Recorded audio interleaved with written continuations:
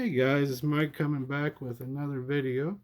I've had a few people ask me about my Johnny Bench collection.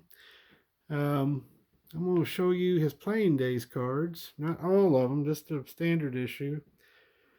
Um, from 68 through 84 is his last card with tops. And I'm not doing, like I said, this is just the stuff that came with the main set. Everything's SGC graded. I got some proofs in here too. So let's start at the beginning. This is the 1968 rookie and Mint 9, 96. I actually got this at the first national I went to. It was in Chicago, I believe 2013. The weird thing was I didn't buy this at the national. I bought this online from a company while I was at the national because I got a great deal on it. And I've had it ever since. Beautiful card. And going on to 1969, another Mint 9, 96. I like SGC. Well, I won't get started on their current problems, but I used to love this company. So all my early bench stuff is in SGC holders. But that's a 9. Beautiful card. These second year cards seem to be picking up steam right now as the rookies are getting so expensive. This is a 69 Topps All-Star and an 8.5. Little centering issue on that one, and most of them haven't. These early top issues in the late 60s, early 70s are notorious for centering problems. And that one is no exception. I don't know if I've ever seen an SGC 9. Most of the time, for me to get a 9 in a lot of the later issues, I would get a PSA 9 and try to cross over, or if I got a 10, I'd get a PSA 10 and try to cross over. But they don't do a lot. A lot of times, more than not, over 50% of the time, they won't cross over. I don't know if it's just a competition thing, or I've always thought of SGC being a tad harder on grading than PSA. This is a 1970 high number and a Mint 9. Another beauty. And here's the 1970 Sporting News and an 8. I don't know if I've ever seen a 9 on that either. Very tough to find. You talk about tough to find in a 9. Long before the prices went up on this vintage, the 71 Topps is notorious for not giving out high grades with all the black border. This is an 8. The 9, there's a couple, I've seen a couple over the years, but they get 5 figures usually when they pop up.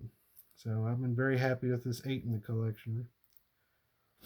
And it's 1972, Mint 9. Another beauty. And a 72 in action in an 8.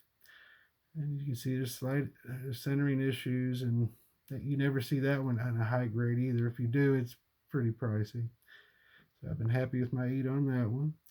73 regular issue and a Mint 9.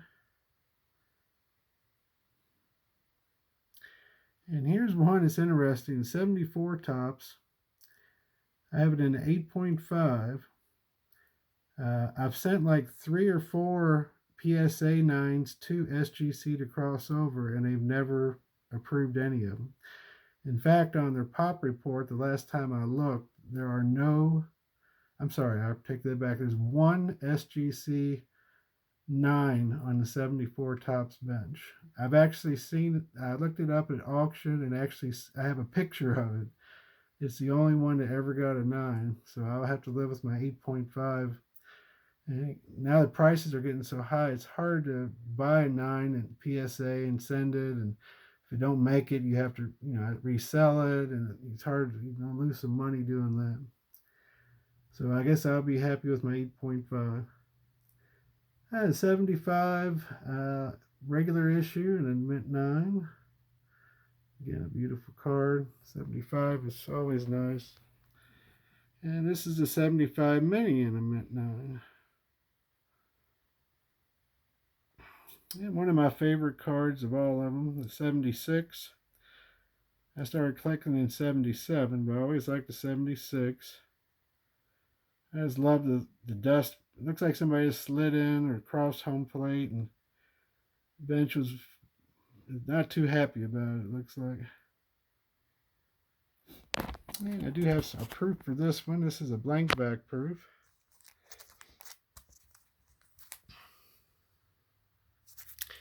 I assume these were in the production just to see how the fronts would look. They printed a few on cardboard just to see what the card looked like before they started the whole issue. 1977 was the year I really started collecting. I was 12 years old, and this is always the sentimental favorite of I put together 2 full top sets that year, just buying packs at the local Taylor drugstore from cello packs. I cut grass that year, and I must have bought hundreds of these packs. They were like, I don't know, 30, 40 cents a pack back then, maybe a quarter. And I see Baseball Card Exchange sells them for like $50, $60 a pack now. If I would have just kept all those packs, I'd have quite a bit of money sitting there. I probably had about 10 or 13 of these when I was a kid. And this is a neat one. This is a 1977 Topps Vault Proof. I call it the Ghost card. They're blank back. They're part of the production issue. 1978 and a mint 9. And I also have a proof on that one. It's a plain cardboard back. These all probably came out of the big Topps Vault sale from years ago. This one actually did get crossover into a 10. It's a 98 Gem 10, 1979 Topps. And the way the market's going now, I don't know unless I'll ever get any more 10s. And this is a progressive proof. Cards used in the production. And another one.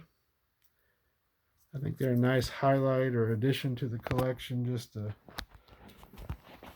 add a little depth to it. 1980 Topps and a Gem 10. 81 Topps and a 9. These are really tough to get in high grade.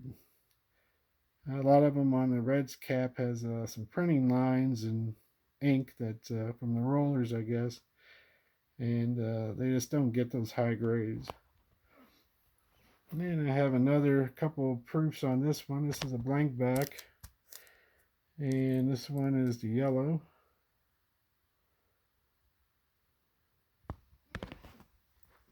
And then the record breaker, most home runs ever by a catcher in 1980. It's another card. I've tried to cross over a few times. I've never gotten a 10. I got a 9 on his 82. A 9 on his inaction.